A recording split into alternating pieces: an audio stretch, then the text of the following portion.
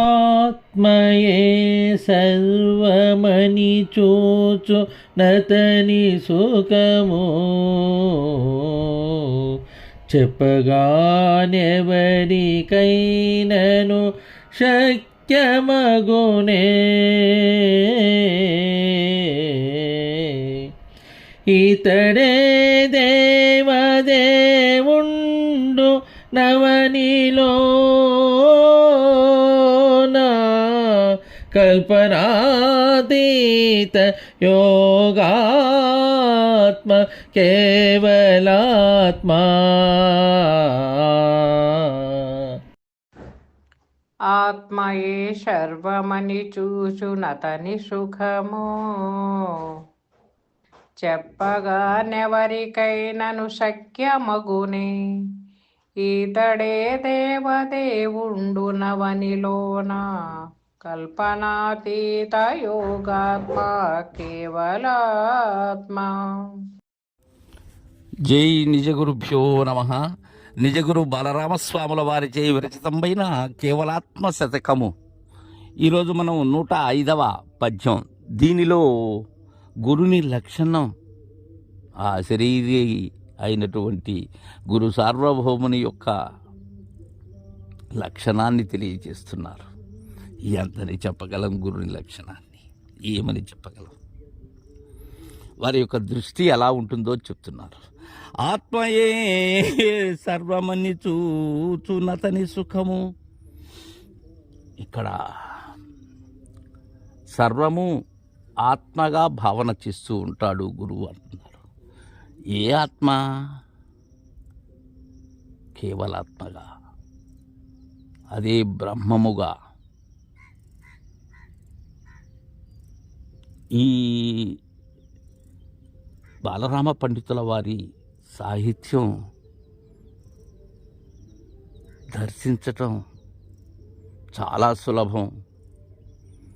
చాలా అంటే ఆయనతో పాటుగా మనం ప్రయాణించాలి. సర్వము కూడా బ్రహ్మమయం. అయితే ఇక్కడ ఏ బ్రహ్మం? చలాచలములుగా ఉన్న రాకడ పోకడకు కారణమైనటువంటి ఆత్మ కూడా బ్రహ్మమే. కానీ ఇక్కడ బాలరామ పండితులు వారు చెప్తున్నది కేవలాత్మ. సిద్ధాంతకర్త ఈ మాయానామములలో, చలనామాల్లో ఈ ఆత్మ ఇవన్నీ కూడా ఎరుకకి. అయితే నాకు త్రిపుటిగా ఏదైతే గోచరమవుతూ ఉన్నదో అది అంతా ఆత్మే. ఇక్కడ ఏది? ద్వాదశాక్షరి పరమాత్మ అయినటువంటి కేవలాత్మ. అలా చూసేటువంటి, అలా దర్శించేటువంటి అతని సుఖం. అతడు అంటే ఎవరు? గురు మహారాజు. ఆ సుఖం, ఆ ఆనందాతీతం. అది ఇక్కడ సుఖం అంటే ఆనందం. ఏ ఆనందం? నేను లేని ఆనందం. చెప్పగా నెవరికై నన్ను శక్యమగునే. దాన్ని వర్ణించడం ఎవరి తరం అవుతుంది? ఏదో మాటలుగా అంటున్నామే కానీ, అనుకుంటున్నామే కానీ, ఆ అశరీరి అయినటువంటి సద్గురు సార్వభౌముని యొక్క విభవాన్ని వర్ణించటం ఎవరి సాధ్యమవుతుంది? వారు నిరంజనులు, ప్రజ్ఞాన రహితులు. వారు అశరీర సద్గురు సార్వభౌములు. వారు